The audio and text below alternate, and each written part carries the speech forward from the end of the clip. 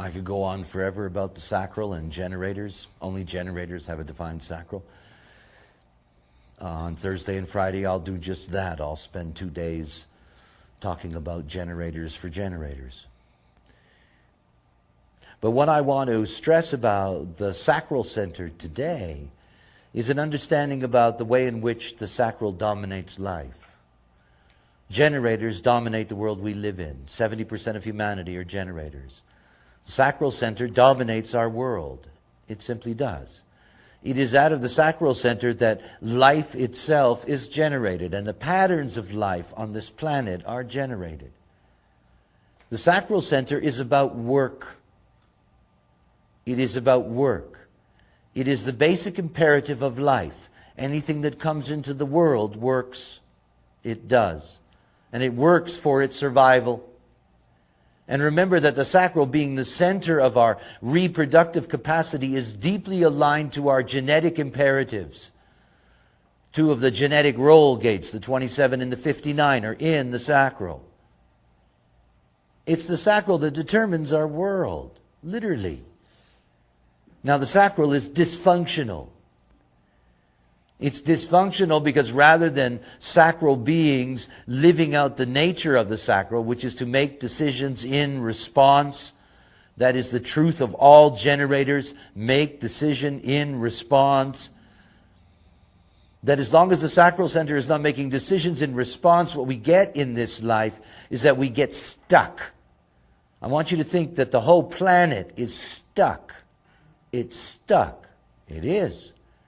You know, all the claptrap in the esoteric world, in the New Age, about a dawning of new consciousness. Excuse me, we're stuck. We're stuck right here. Right here. We're stuck. And we are deeply frustrated. You know, it's not like there's 2 billion people listening to this broadcast. It's not like all the generators in the world are hearing about their power and their capacity and their beauty. Not so. We live on a plane of frustration and stuckness. You know, this is where consciousness is now. The transformation of that consciousness is possible through the transformation of generators. But the not self, the most powerful motor, you know, has no chance against the not self. Because the not self rules you through your mind, and you trust your minds, even though you know that they don't really work for you. You know that. After all, if your minds were really helpful to you, you wouldn't be here. You know? They're not. They're not. So the sacral center has an enormous importance in life. And it's one of the most essential things in all the years that I've been teaching. My deepest focus has been on generators. Because they can change quickly, easily. They can be transformed quickly, easily. All I have to do is honor their strategy. And the strategy is simple. It's deeply simple. You know, just make your decisions in response. Yes, I know that it's frightening to think that you have to wait for life to come to you. But then again, the truth is, we all do. It is the way life works. And it does come to you. And when you're correct, you get what is correct for you. And when you make decisions as yourself, you have your own unique authority. That unique authority takes away, strips away the power of the not-self. And rather than your mind being a spokesman and an authority in your life, it begins to recede to the place where it belongs, to your research department, to your capacity to be able to communicate the essence of your uniqueness to somebody else. You know, I'm basically an antisocial being. I don't find conversations with extras or furniture to be very stimulating. I don't. And it's not an arrogance. It's a boredom. It's a boredom with a homogenized language and concepts that emerge out of beings. What their not self is. Second-hand people trying to represent themselves when in fact they're not even there.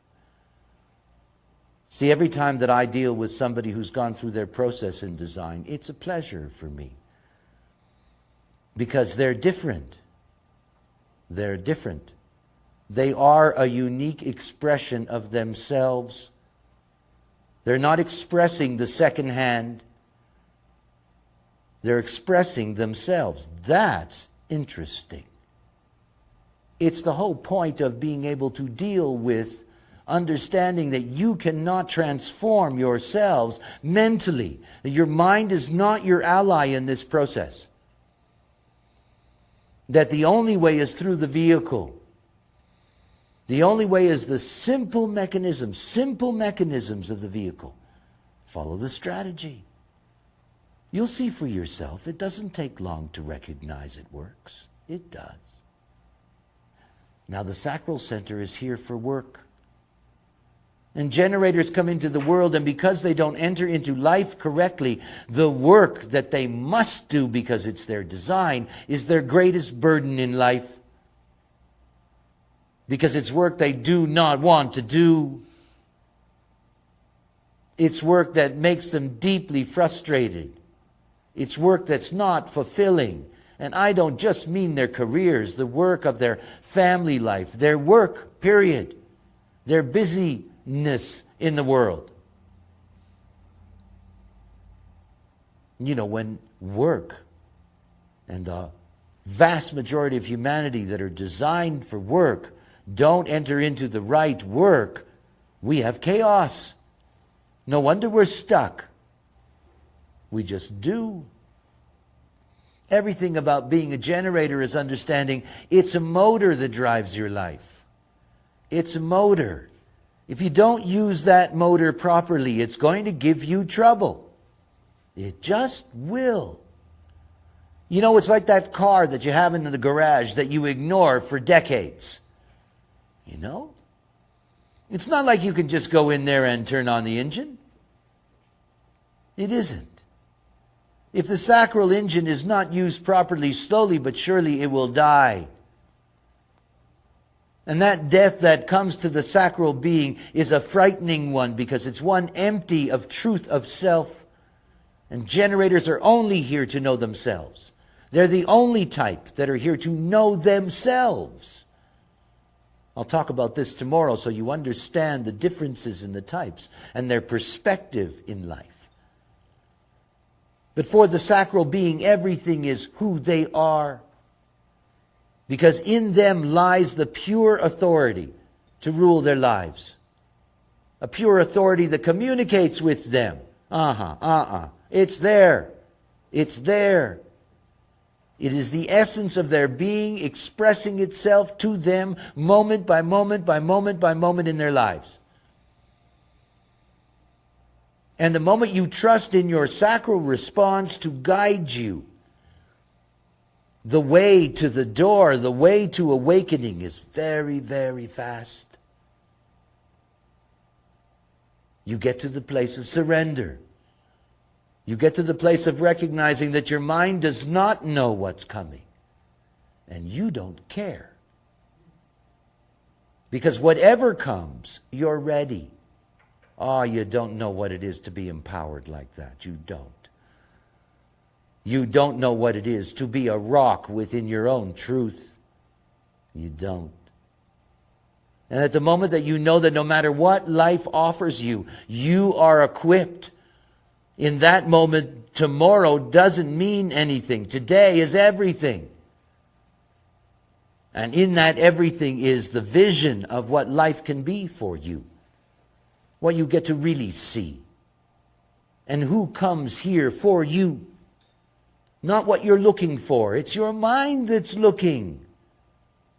It's your mind. You think you want a lover. It's your mind that's looking. It's your mind. If you're a generator and your mind's looking for a lover, good luck. You think you're going to find it? Oh, it's that one. Yeah. If that being doesn't come to you, they're not for you. And if they don't come to you, you are never going to know whether they're for you or not. Because it comes out of your sacral, and it comes out of your response. The thing about 70% of humanity is that they don't value themselves. They don't. They don't think they can get what's here for them. They don't see that it will all come to them. Generators have been raised to be manifestors. They've been raised to be frustrated. They've been groomed for frustration. And they live it their whole lives. And that frustration tells them that love doesn't work and careers don't work and blah, blah, blah, and on and on. You think the mind of such a being is going to say, okay, we're going to wait, Prince Charming's coming. Fat chance. The mind will make a fool out of you. It will humiliate you. It will remind you that nobody's here for you. You've got to go find what you need. It's not your friend. You know, it's not. It's just an instrument.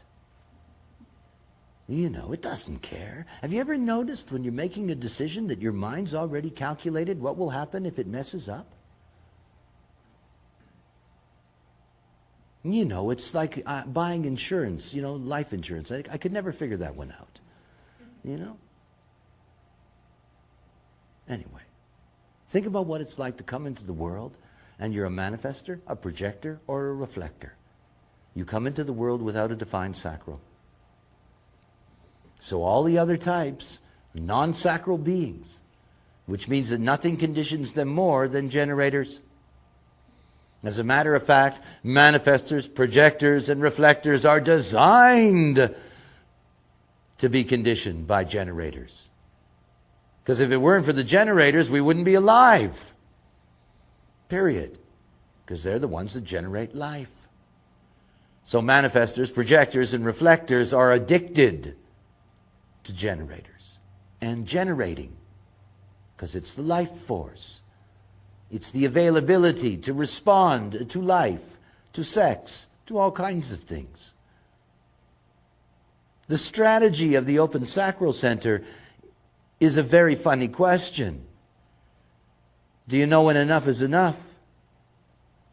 And the open sacral center doesn't know when enough is enough. Manifestors don't know when enough is enough.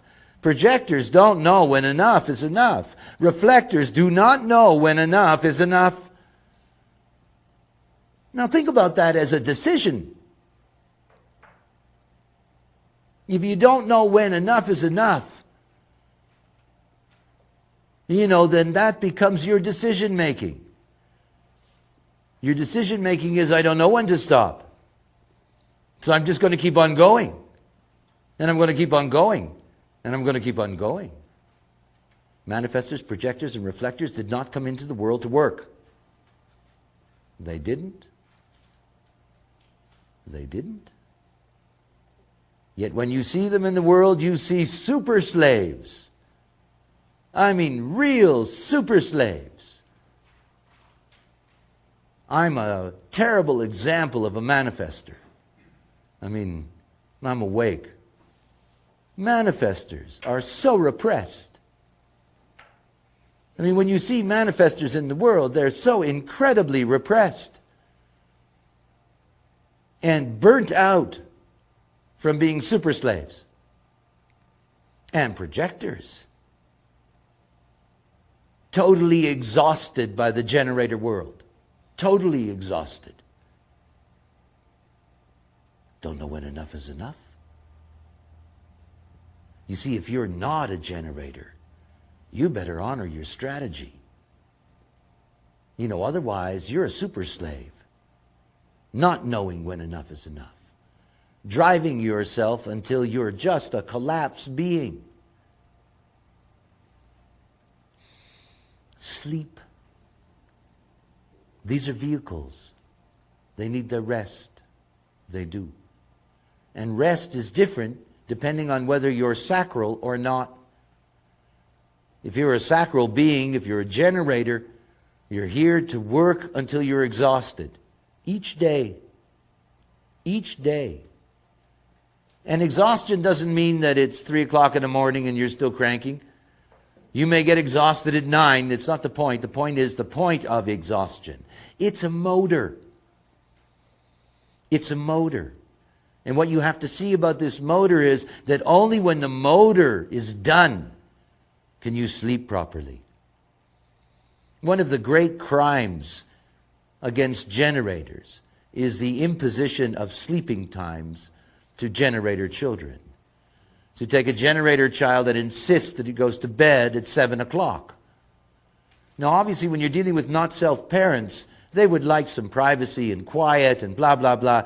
There's all these not-self strategies to, avoid dealing with, truth. The moment you take a generator child and you condition it to go to sleep when you want, and again you're conditioning it to be a manifester, what you do is slowly destroy their energy system. It's not like they wake up in the morning and they feel correct. They don't. They don't. Generators are not here to be long sleepers. That's not what they're about. Everything about a generator is when you're exhausted, go to sleep. Don't have a set time, which means have your own bedroom. Don't get dragged to bed with somebody because they want to go to bed at 8 o'clock. If it's not for you, it's not for you. You really have to understand that it's so important to sleep properly. Generators who impose a bedtime on themselves, basically what they're doing to themselves is that they're going to give themselves sleep problems. Those sleep problems can, they can lead to all kinds of physical problems. Weakness in the body and, drowsiness and a sense that one doesn't really have juice anymore and blah, blah, blah and all of this stuff. If you're not a generator, you're not here to go to sleep when you're super exhausted, which is what the conditioning is. If you're any of the 3 types living with a generator, you have to understand something. You're always under pressure, and you're always under pressure not to know when enough is enough, which means that you're the last one going to bed at night. Close up after me, eh dear? Yeah, the generator goes to sleep, and the projector is prowling around the house until 2 o'clock in the morning, cranked up. And then they collapse and they can barely sleep properly. And they're exhausted the next day. That's not what it's about.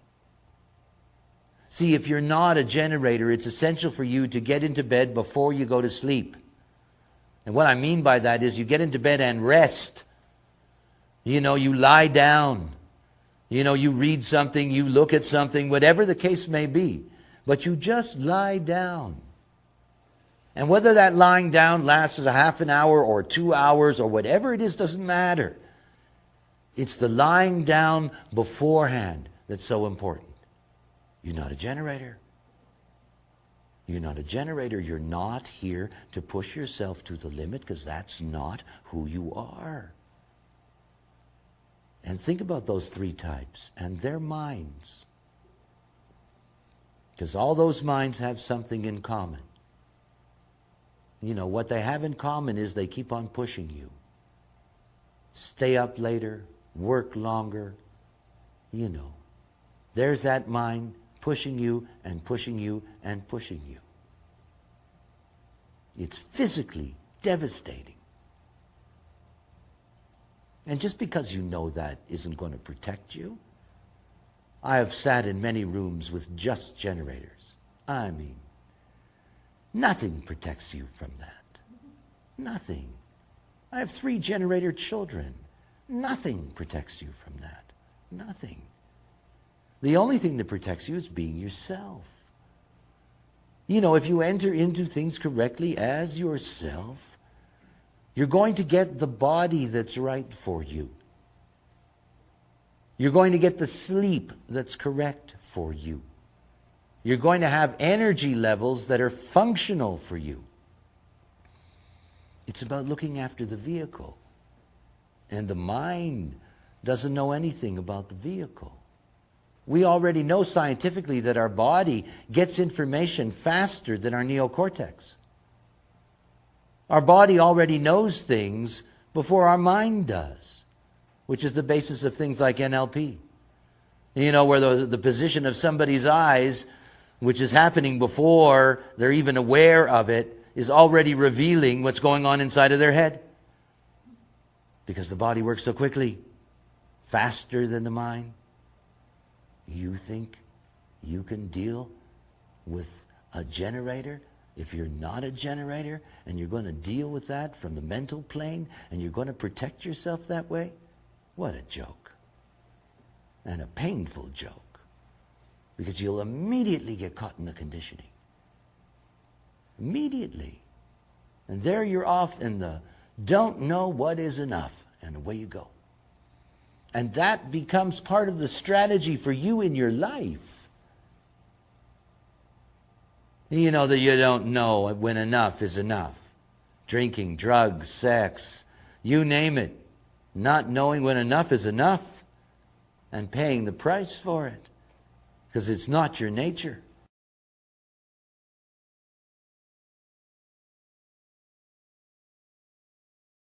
Now we come to the heart center. And the heart center is very complex. It's a little center, so to speak. It only has 4 gates. So it doesn't have as many potentials for definition. But it carries enormous importance in our lives, both in terms of the way in which our lives operate in the outside world, and in terms of the way in which our body functions. In other words, the heart center is deeply, deeply complex. And that when you're dealing with not living out your design properly, that not living out your design properly in terms of an open heart center is not just psychically devastating, it is physically devastating. This is heart attack country. This is stomach ulcers and cancer. This is, carved out gallbladders. This is the collapse of immune systems. You're talking about a very, very significant organ in our body. Now, when you look at the body graph is broken up into circuitries. Those circuitries represent the collective, and you can see the collective on all the outside, both abstract and logical. And the collective is about sharing. There's the individual circuitry, which is all over the body and runs through the middle and is integration. And that individual circuitry is all about empowerment. It's all about mutation. And then there's tribal circuitry. And tribal circuitry, it's the stream that runs in the inside. It sort of forms a circle here and then goes up to the throat. Where all the other streams, so-called streams of awareness, are going up to the throat center, then when it comes to the community, to the tribe, everything about the tribe is going into the ego. And the tribe is about a number of things. First of all, it's about reproduction. That is, it's about making more. Second of all, it's about nourishing the young, training the young, providing them with strategies for survival. But in order to do those things, the moment there is children, there's the need for community. This is the basis of the tribe. That is, there's the need for food resources, there's the need for proper principles, there's the need for a community bargain in order to be able to establish what a community is, to provide the services of community, security, hygiene, food resources, all of these things, education, all of these things are necessary. On the emotional side, it's all communal. On the splenic side, it's entrepreneurial. It's about the demand within the tribe to make money. That is, there is no way to be able to nurture the young unless one has resources. And in the common language of our time, this is about material resources. So everything about the ego is rooted in the material. The only expression the ego has in the throat is from the ego center up to the throat, the 21 to the 45. Now, this is the channel of materialism. This is all about money. It's all about possession. And everything about the ego center is about the ability to be able to focus on the material. Without the material, we have no way of supporting our young. Without the material, we cannot educate them. Without the material, we cannot provide safe communities, and on and on and on and on and on. In other words, money has to be made. When you look at the heart center, 4 gates in the heart center, 3 are tribal. That is, 3 are communal. The 26, the 40, and the 21. Only the 51st gate, which is part of a channel of initiation, a mystical channel, which really represents the priesthood for the tribe, only that is different in terms of the way the ego operates. Now the ego is the motor of the heart center. We call it ego power. And how we define ego power is we define ego power as will power. Now there's no such thing as free will. And not everybody. It's the most complex of the centers in the sense that there is 11 gates that operate out of the throat center. It's something to recognize about the throat. You know, we often assume that the throat is about doing because of its relationship to the manifester and to the manifesting generator. But the reality is that when you're looking at the throat center, of those 11 gates of the throat center, only 4 of them, you know, the 35, the 12, the 45, and the 20, only those 4 gates out of those 11 gates, only those gates have potential to actually do. The fundamental process of the throat is communication. Communication.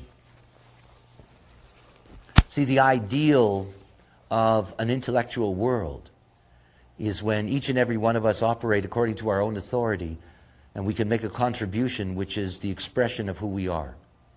The way in which we see the world, the way in which we see our lives, the way in which we express those things. And if each and every one of us were living out their authority, and each and every one of us were expressing that truth, we would finally come to grips with what it means to be a human, and what the human experience is really about. You see, there are enormous gaps in our knowing. I might be a 5-1 Clarion, but there's over 60,000 other archetypes. There's all kinds of variations. Everybody has a right, through their own authority, to be an expression of a unique truth.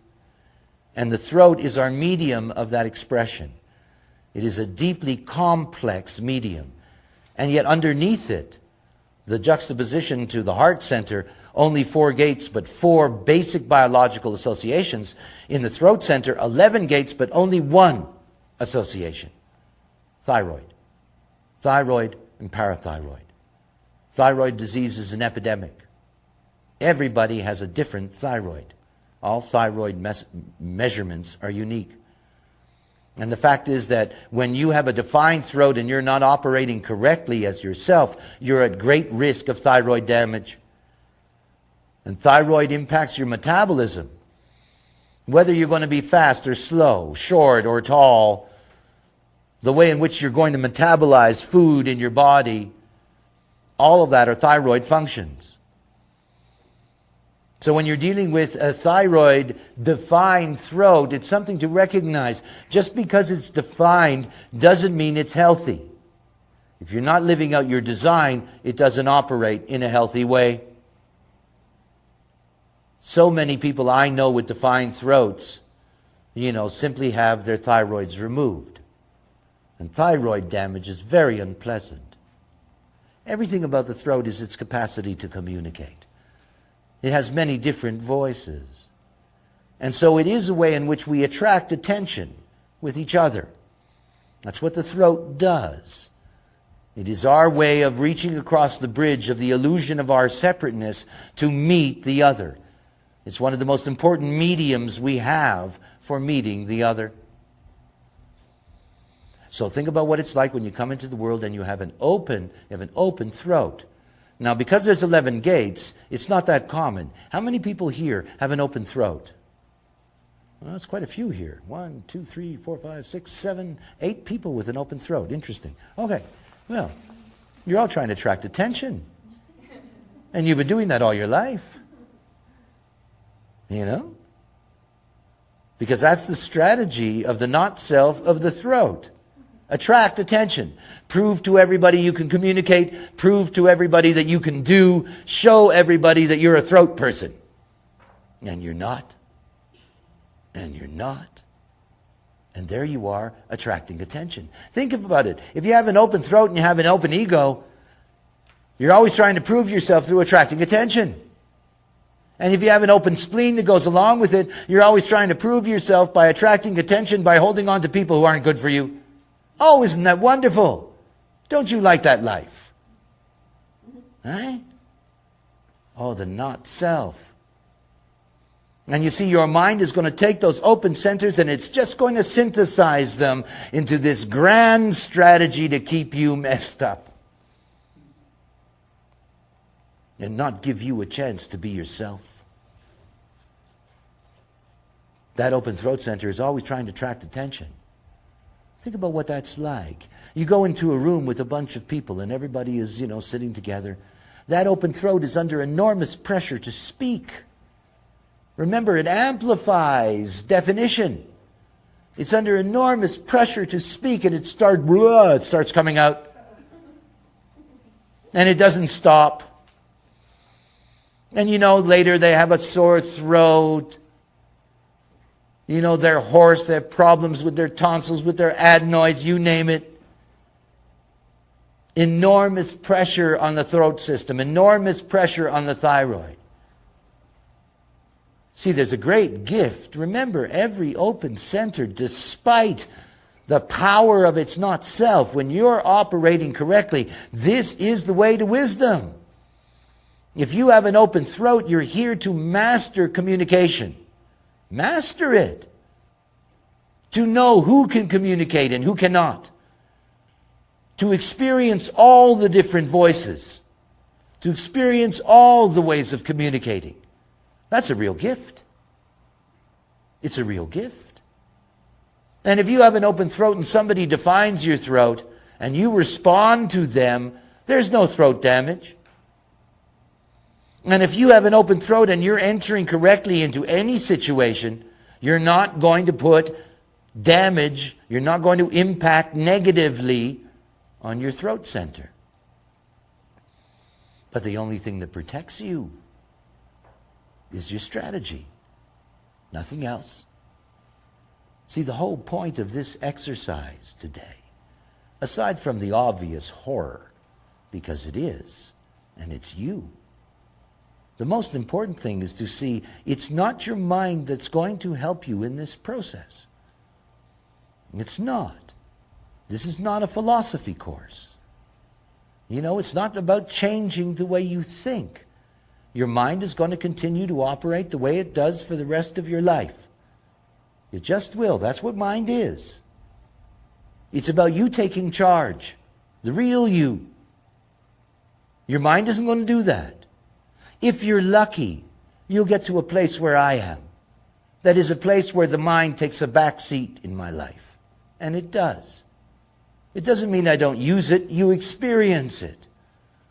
I have unique outer authority. And so in that way I get to express the value of mind. I communicate with you. You're here to communicate with me, with the other. That's the whole point of mind. But it's not about allowing mind to make decisions for you in this life. It won't make decisions that are good for you. Because it doesn't make decisions for you. It makes decisions for your not self. See, waking up is really easy. But you have to give up on your mind. You do. I'll show you tomorrow. You can trick it, sort of. Sort of. But in the end, you have to see for yourself in experiencing the truth of your strategy. Because in the moment that you experience the truth of your strategy, it puts a deep, deep imprint in you. And you start that process.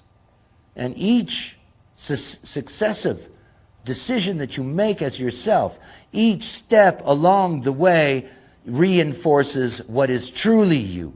And you begin to meet what is correct for you.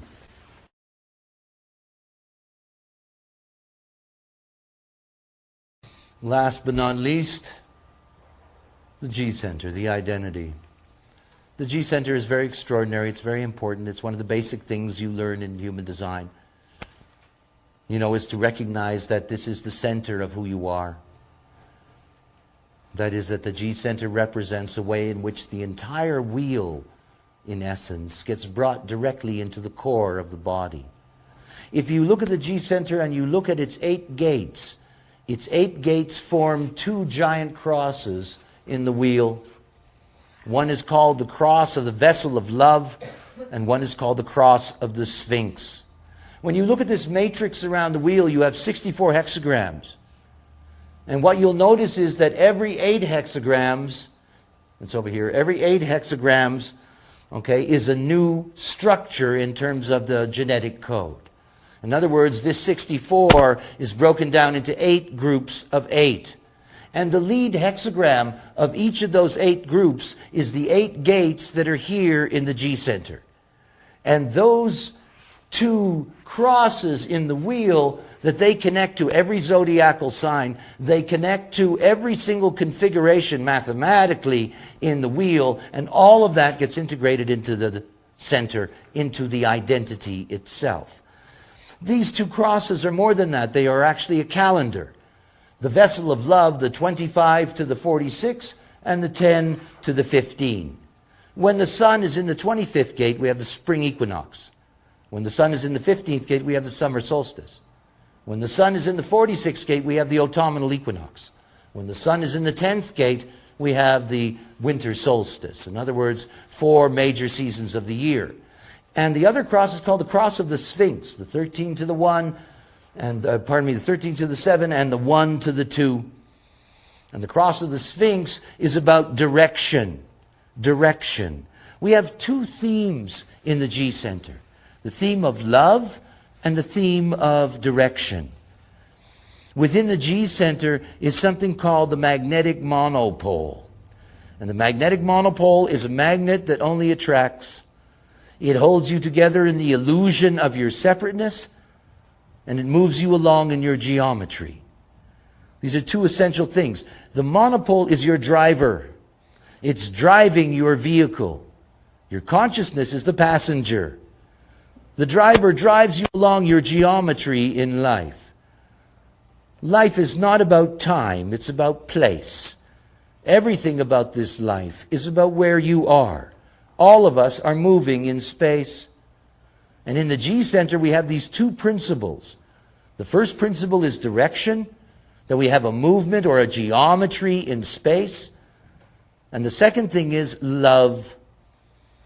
Because in the G center, what we have is the vessel of love, and the vessel of love is basically the theme of the monopole pulling everything towards it. In other words, it is the essence of love. It never repels, it only attracts.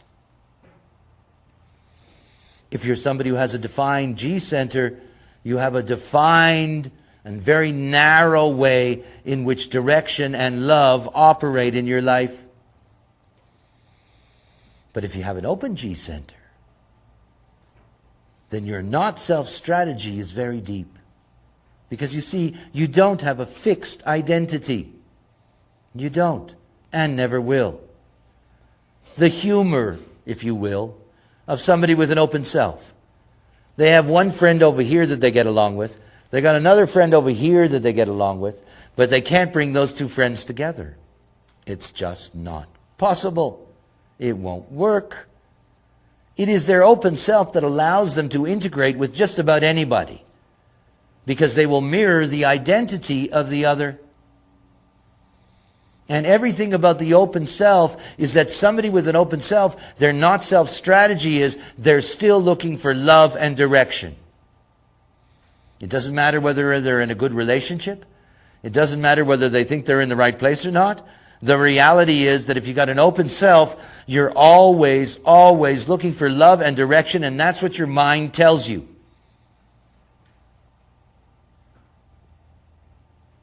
You know, when I would do readings for people with an undefined self, I would always tell them the same thing.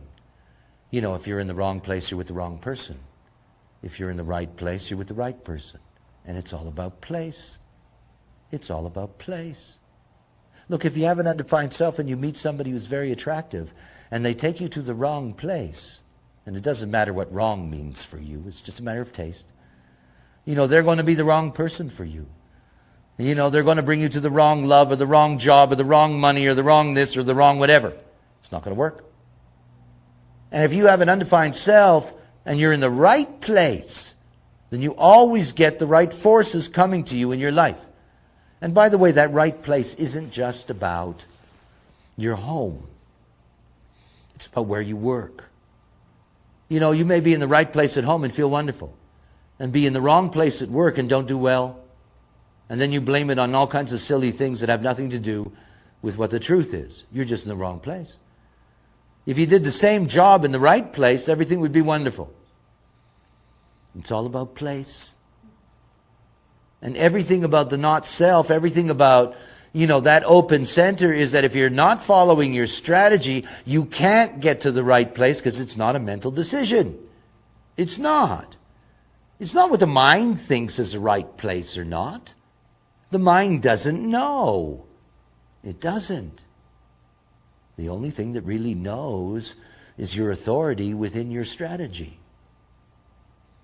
You know, if you're a generator and somebody says to you, you know, are you living in the right place? And they go, that's not the moment to go looking for a place. It isn't. It might be the moment to tell some people and tell an agent that you're interested in a new place. It may be a matter of waiting to see what happens. But the reality is that according to your strategy, it's the only way you can find the right place. If you have people looking for you, you can go with them. You can check out the places they show you. You know, one of them will work for you. And then you have the right place. And then the right people come into your life. All of that begins with your strategy. Only your strategy can lead you to the right place. Now, if you have an undefined self, when you came into this world, you know, unlike what a lot of esoteric people hope for, you didn't choose where you came in. Because if you had an undefined self, you would not choose the places you came into. I guarantee it. You know, basically what happens is that you come in and you're surprised at where you are. Because it's not necessarily the right place. You know, it's like so many babies don't like hospitals. You know, because it's not really the right place. It may be the right place to come in, but it's not the right place to stay. You know, and a child with an undefined self, if they're not in the right place, you're not the right parents. Think about that. You know, my youngest has an open self. We found a house that we loved, that we wanted to buy. And we couldn't just buy that house. You know, if that little one didn't like the house, it just wouldn't work. You know, we would end up being the wrong parents, regardless of how much we care or love or are aware. You know, unfortunately, the little bugger, he liked the house, you know, which is really nice. But had he not liked the house, nothing works. I mean, think about that. Think about those of you who have an undefined self and think about what that meant for you in your life. And if you have a child that has an undefined self, you know, you need to ask them whether they're happy in the neighborhood, in the house. Sometimes it's enough to just change the room for them into another room. But you know, it's very important to keep that in mind. Because again, if you have an open self, if you're in the wrong place, you're with the wrong people, and it doesn't matter whether they're your biological parents or this or that or the next thing. Doesn't. And think about that not self strategy.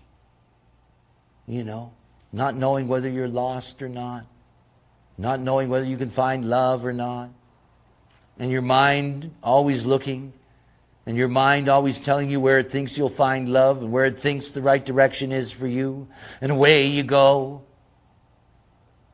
It's not who you are. It's not who you are.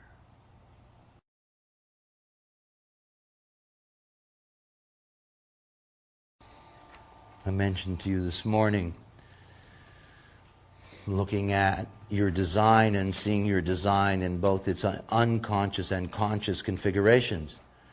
And, when you're looking at the unconscious, you immediately can see, here's this, I'll push this up for a moment.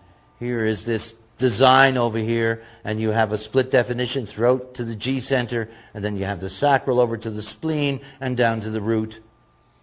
And when you look at that, you have to recognize that when you look at the two examples, the personality, you can see in the personality there's only one definition. And you can see that the design is a reflector. At the unconscious level, this is somebody that's deeply, deeply open. Not only that, all this definition down here doesn't exist in either one of those charts. The monopole, your G center, holds you together in an illusion of separateness. It brings together this and this in order to get to that. But when it gets to the bottom, you have a great law. The law is that the whole is always greater than the sum of the parts. That when you take the personality and you take the design and you bring them together into the body graph, suddenly all that definition emerges, comes out of nowhere. Very important for you to look at your unconscious. Look at it separate. Look at your conscious. Look at it separate. See the difference between who you think you are. This person thinks of themselves, can only identify with themselves as a leader. And until they do that, they're not healthy. But at the unconscious level, there's nothing there. It's all a surprise. Not only is it all a surprise, but when you see it in the definition itself, you can see that there's no real connection to all of this. There isn't. Unconscious bridges. Look at the nature of openness.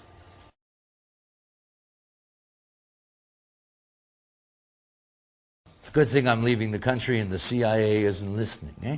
Okay. George, Mr. George Bush. Now look at the openness of George, please. Let's talk about not-self strategies. Okay? So here is somebody who doesn't know what direction they're going in. Okay. And always looking for love.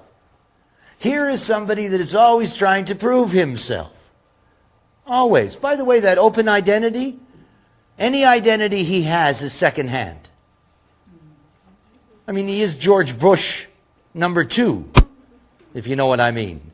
It's a secondhand identity. That's not an original identity.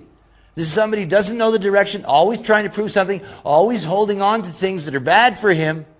Doesn't know when enough is enough, and is always trying to get rid of it in order to be free. You voted for him. This is what you got. Okay. But, what to do, eh? If you didn't vote for this not self, you voted for another one. It doesn't make any difference. Eh? All right, look at Hillary. Look at Hillary and Bill. This is great. Eh? Look at Bill. Eh? He's got an open ajna center. Never had an original thought. Rhodes Scholar. The open mind is very intellectual. As long as it doesn't get into the trip of thinking that it's certain about anything.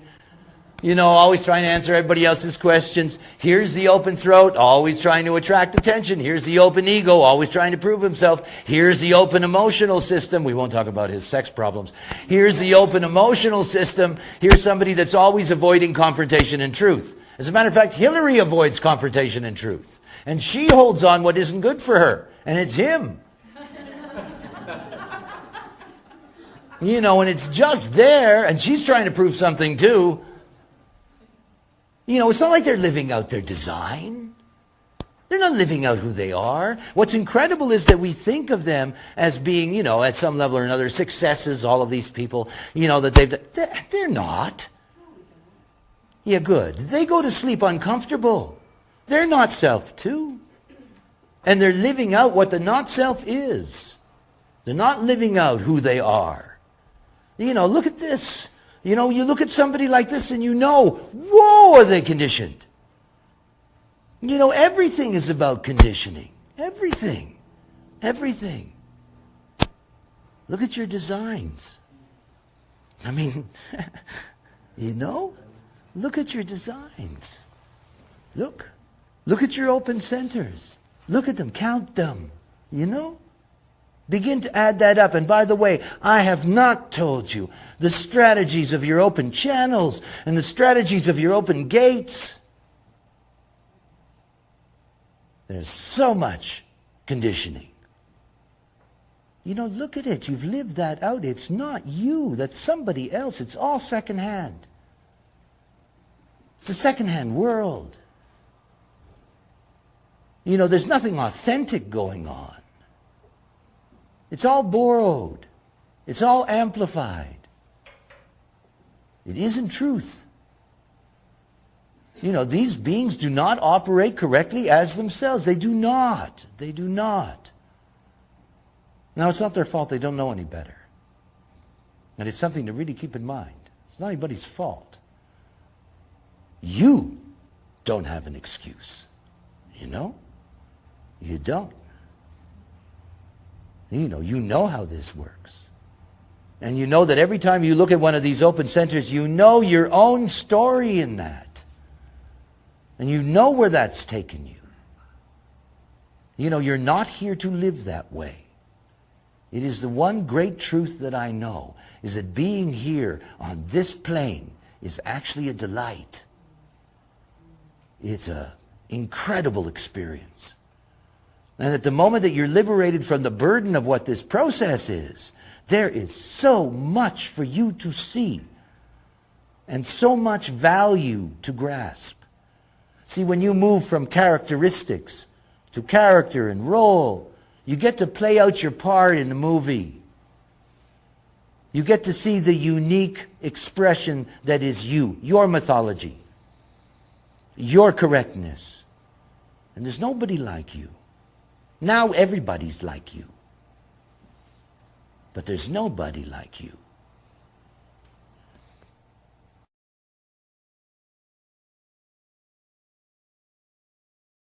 My work is about the liberation of the individual.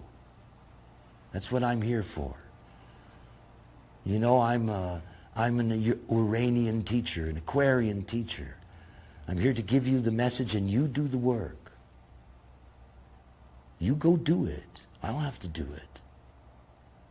You know, it's for you to take this and change your life. You know, you understand the mechanism. The mechanism is there. All you have to do is experiment with it.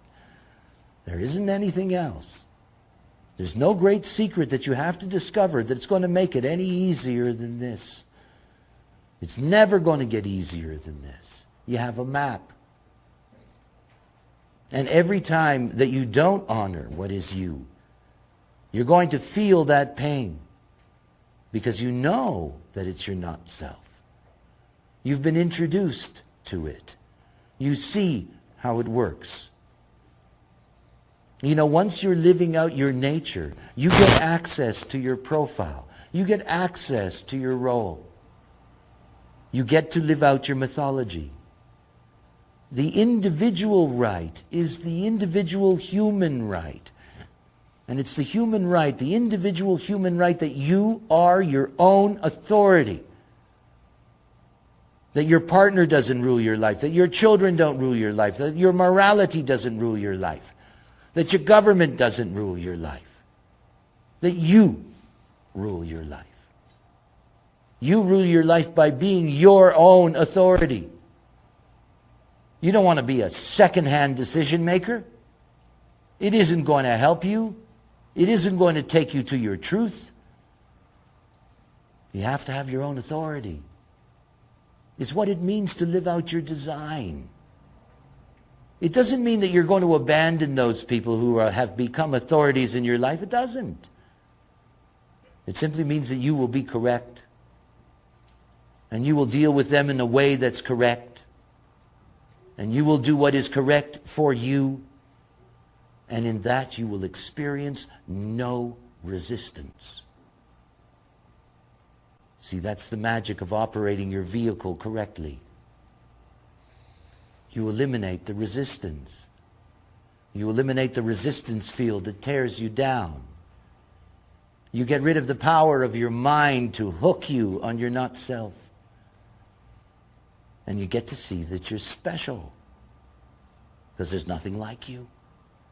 And when you're living by your own authority, everybody else sees that too. It's interesting.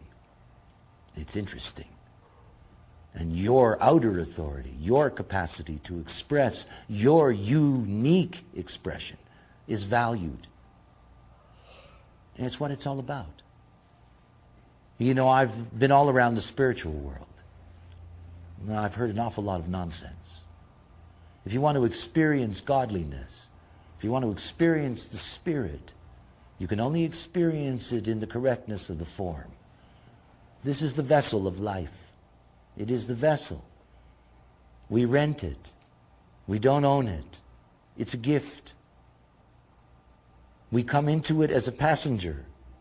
We experience the vehicle. That's all there is. And it's not our life. It's not my life. It's the vehicle's life. And I let the vehicle go the way it must. And I don't interfere. And I honor the nature of the mechanics of the vessel.